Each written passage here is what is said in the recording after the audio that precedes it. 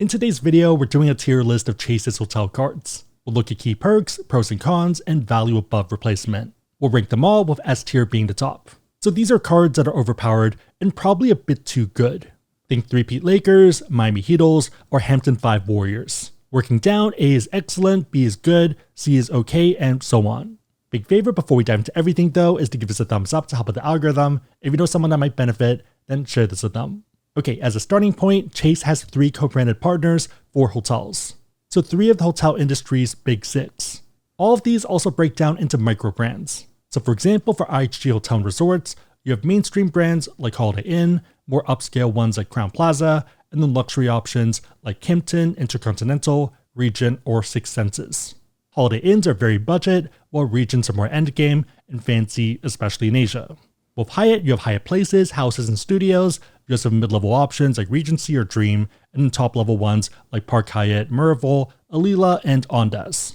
Some of the top ones have Michelin keys and are in more interesting locations, while others feel more like boutique hotels, and you wouldn't otherwise think it's a mega chain like Alila's. Marriott Bonvoy probably has the craziest portfolio. A lot of regular names like Courtyard and Moxy, standard picks like Marriott's and Sheraton's, but also top-level ones like Ritz-Carlton, St. Regis, and Bulgari. That means that hotels can range drastically from $1,000 picks down to $100. Another big consideration is footprint. Marriott is the king here with the most hotels and most rooms, while IHG is in the middle, and then Hyatt is significantly smaller. This matters for 2 reasons. Location's obviously a big one, so Marriott will usually have 4 to 6 options for each city, while for Hyatt you might only have 1 or 2 options. There also is a give and take here as well, since business travelers usually opt for Marriott's. That means that a lot of them have titanium status and up, which means that you're lower on the pecking order.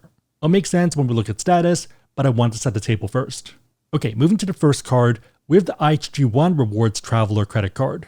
This is a no annual fee card with no foreign transaction fees, and you also get baseline Silver Elite status. Feel free to pause, but that's pretty much it in terms of interesting perks. Silver Elite normally requires 10 nights per year, but perks are also pretty minimal, so 20% bonus points is the main one.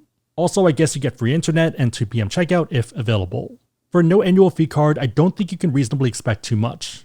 It's good for what it is, and I think it moves into B tier. Next is the older brother, IHG One Rewards Premier Credit Card.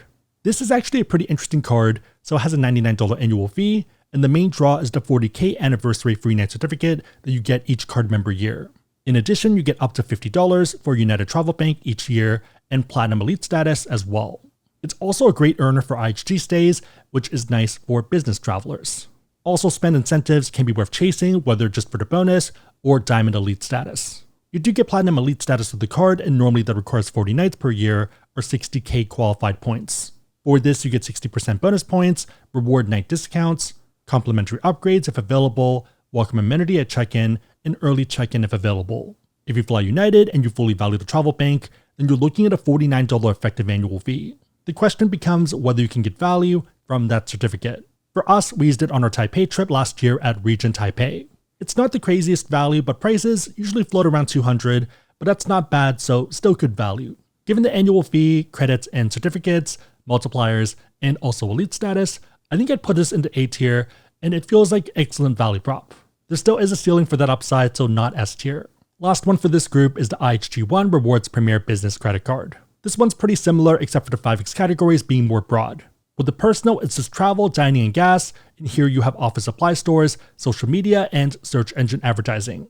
It's not enough to push it over the top though, it's not overpowered. I think I'd still put it into A tier. On a side note, if you want to learn more about cards, whether these ones or pretty much any other card out there, and you want to support the channel, we have links on the website asksebi.com and also down below in the description box. Make sure the links are competitive, that they make sense, but otherwise it's a huge way to support the channel, so thank you in advance. Okay, switching over to the smallest of the big 6, with the World of Hyatt Credit Card. $95 annual fee, category 1 to 4 free night each card member year, and another one for hitting 15K in spend per calendar year. You also get Discover status, which is fine. Status is okay here, nothing crazy. This would normally require 10 nights per year, and you get room upgrades within the type that you booked, and also late checkout of 2 PM if available. The category 1 to 4 free night isn't bad at all. I would recommend checking the Hyatt site to see what's relevant for you. For example, I'm planning out ski trips for this year. Grand Hyatt Denver is a category 4 and runs $300 to $400 per night. Pretty much exactly the same idea for the Hyatt Regency, Salt Lake City. At the same time, it's not crazy value. You're paying $95 to get a night you might otherwise pay $200 or $300 for. To me, it's a good A-tier card. Next is the World of Hyatt Business Credit Card. This one has a $199 annual fee, and note that it does not come with a free night award. The main draw is Discover status for you, plus 5 employee cards. There also are some arguments for spend with the rebate and tier nights. It can make sense, especially for some high-spending business owners. Even then though, it's pretty tough given the opportunity cost, and I'd put it into C tier. Next up, we're switching groups and starting with the Marriott Bonvoy Bold Credit Card. This is a no annual fee card with no foreign transaction fee and offers Silver Elite status. Silver Elite is normally 10 nights per year, and you get bonus points and potentially late checkout. Not much going on here, but also no annual fee. I'd put this into B tier. One level up is the Marriott Bonvoy Boundless Credit Card. This is a $95 annual fee card with Silver Elite status, but also a 35k point free night award every card member year. As of filming, you can top off of up to 15k points to stay somewhere that's a max of 50k points. There are use cases, but you need to be a bit flexible. For example, we literally just used it at Aria in Vegas. Looking at their September calendar, there are 19k, 24k, and 30k nights, but also weekends jump up by a lot.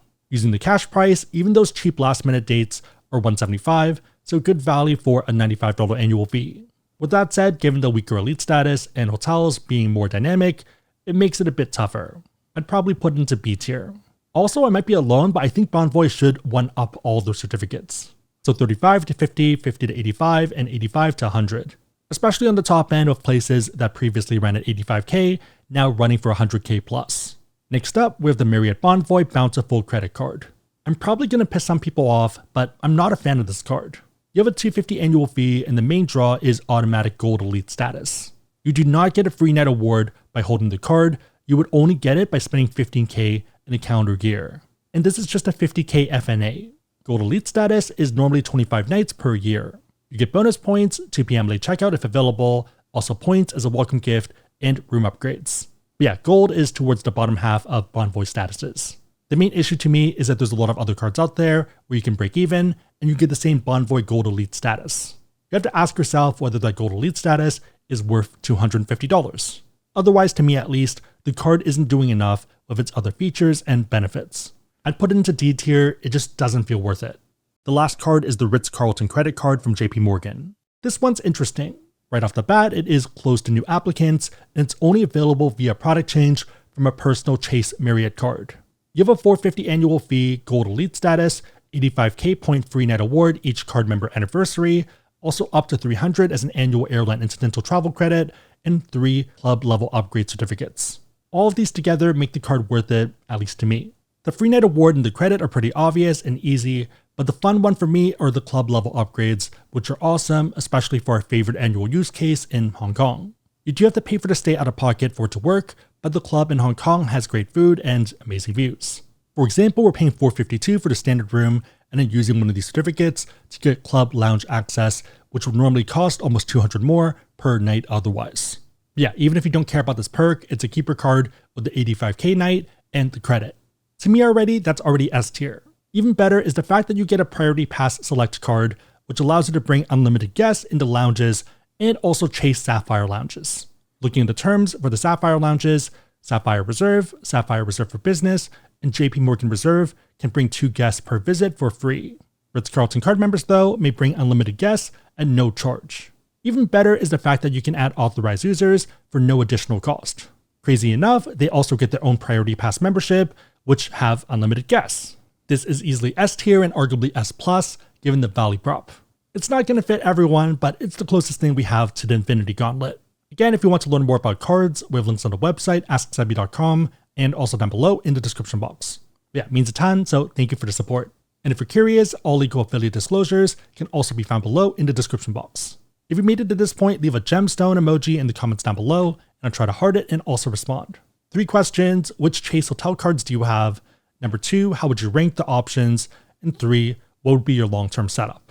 Let me know and everyone else know in the comments down below. Big favorite, thumbs up, share this, but otherwise hope you liked it. See you next time.